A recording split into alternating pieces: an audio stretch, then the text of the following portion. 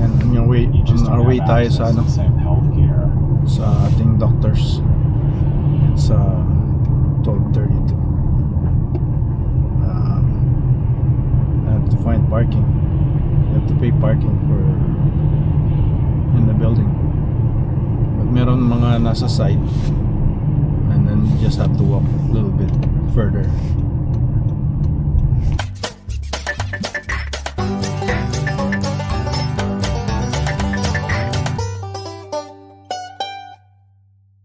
Side kung makita tayo, meron. Tama. Dito. Yan natin umikot. 2 hours. 2 hours free.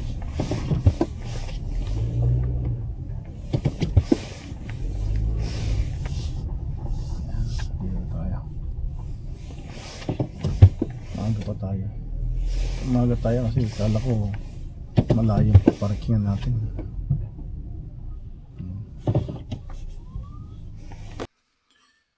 Bill C-3. Paano naapektuhan ang Canadian citizenship? Kumusta mga kaibigan? Welcome sa channel ko.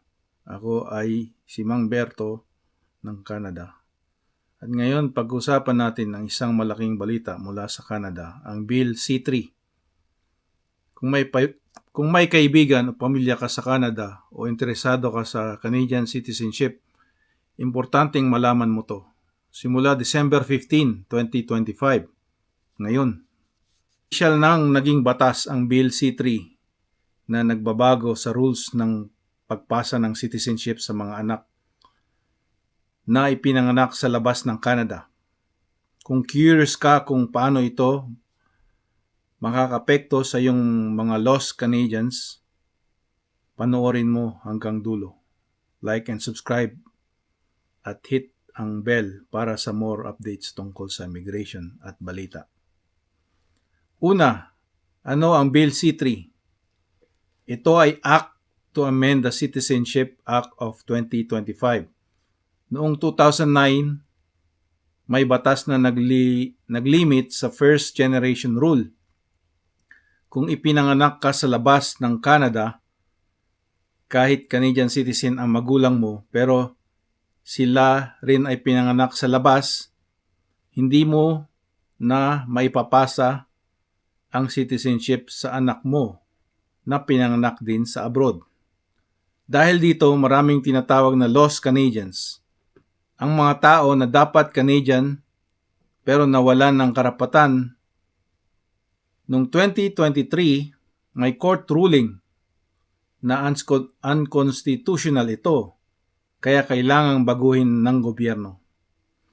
Ngayon, sa Bill C-3 na epektibo na simula December 15, 2025, para sa mga pinanganak bago ang December 15, 2025, otomatikong ibinabalik o ibinibigay ang citizenship sa mga apektado ng lumang rule.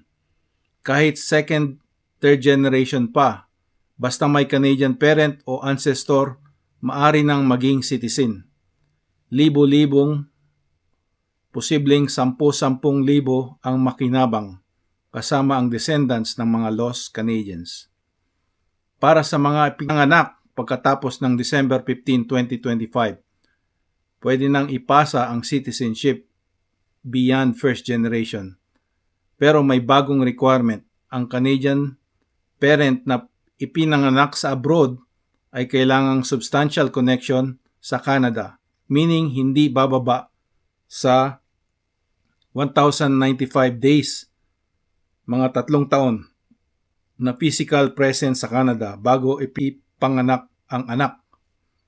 Ito ay para mapanatili ang value ng Canadian citizenship at siguraduhin na may tunay na koneksyon sa bansa.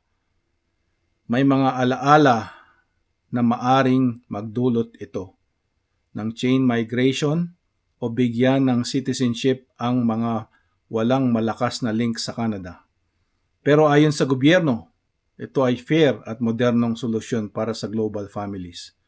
Kung ikaw o pamilya mo ay apektado, pwede nang mag-apply for proof of citizenship sa IRCC. So, yun lang.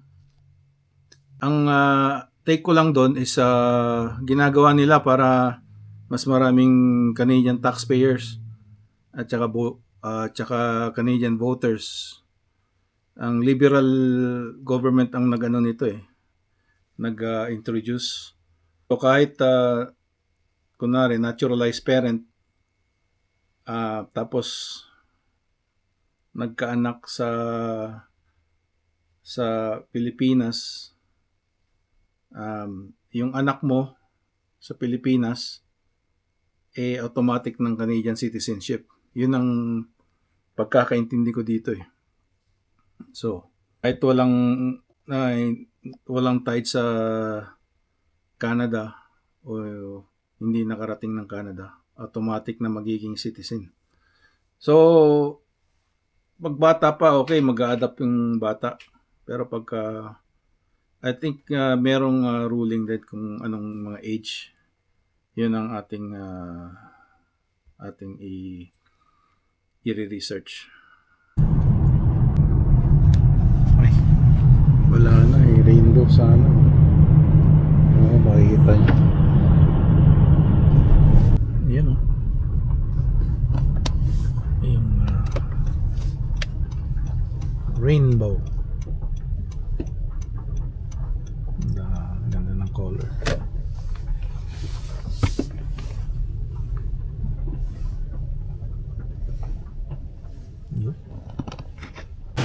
Bumili tayo ng crabs. $12.49 a pound. Nakita ko yung isa $20 na so mga $60 ata yung tatlo per pound lalaki nung binigay sa akin sabi ko yung maliliit ang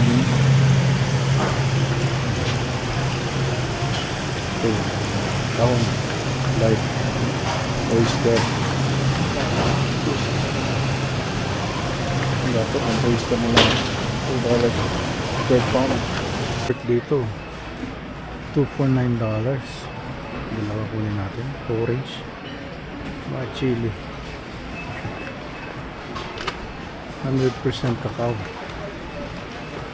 70 lang 2 for 10 smooth dark supreme dark yan kawawa naman buhay pa Dungeness crab BC yung mas mahal yung lobster kasi $18.99 a pound. Ito $12.99 a pound. Pero mahal pa rin, $20 ang isa. Yan. Kawawa naman. Ginawa ko na ng 10 minutes each side. Ayan, pagka orange na 2 minutes pa.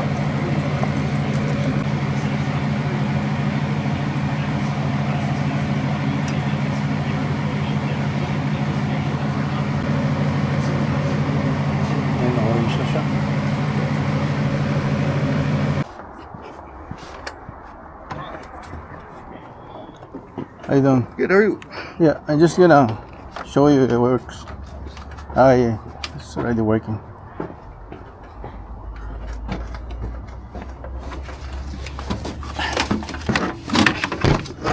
Alright.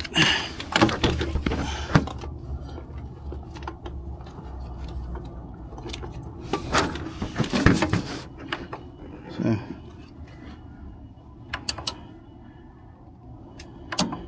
See, it works. Yeah.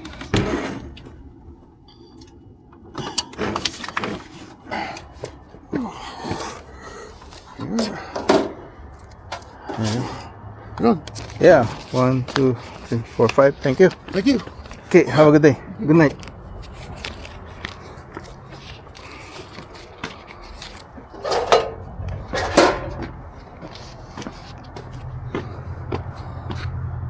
Yan. Benta tayo ng receiver. Mura na nga yan 120 yung nilagay ko. Tinawaran niya ng 100.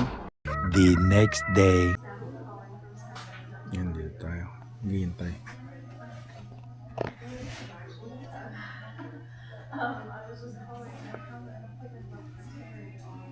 Ito, buko pie.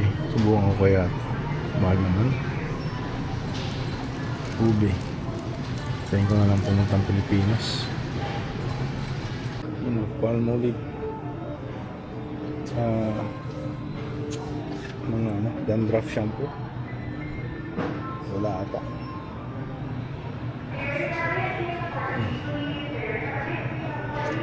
Luta. Silka. Belo.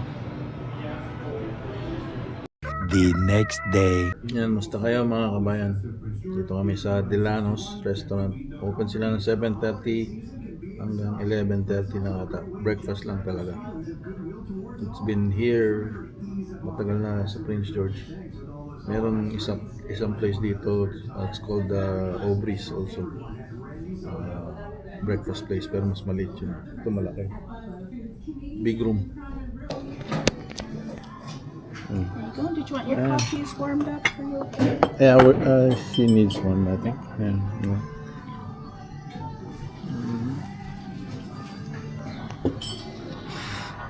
Yeah.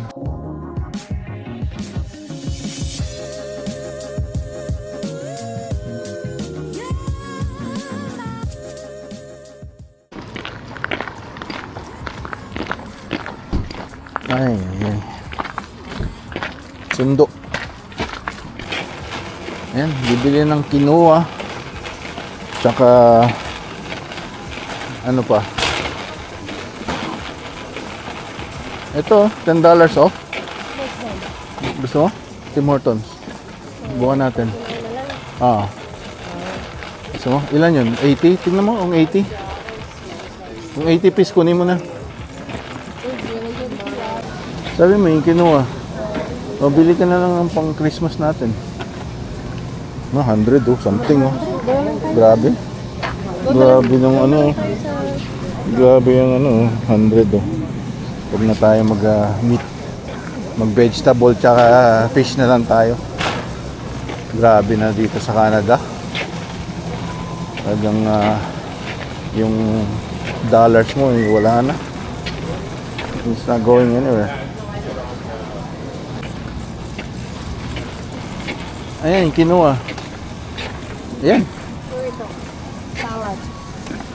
Sarap lang quinoa. Quinoa na lang kasi ito regular na 'yan. Greek salad. Ayan, sa atin gusto 'yan, sa atin ito sa inyo. Yan na. Masarap 'yan pang side dish. Quinoa. Masarap na ito.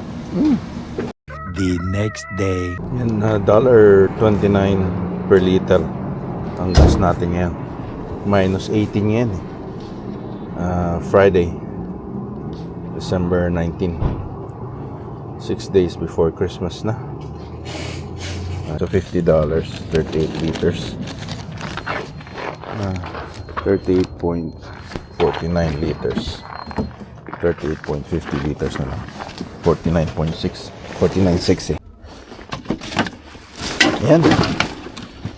Minus 20. Minus 18. Doesn't even chill feels like minus 30.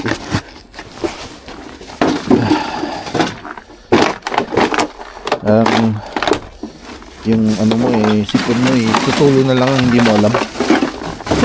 Pagka mga ganitong panahon. Minus 30. Ay. Wala na, sinasort out ko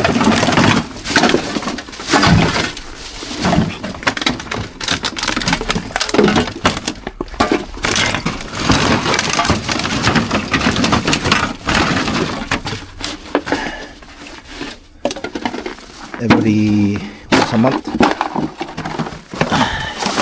Isa inom mo Telia.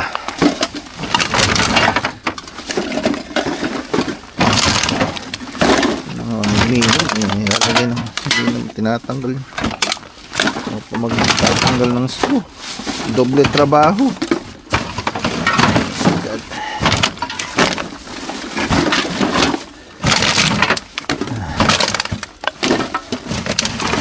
Pwede naman to dito.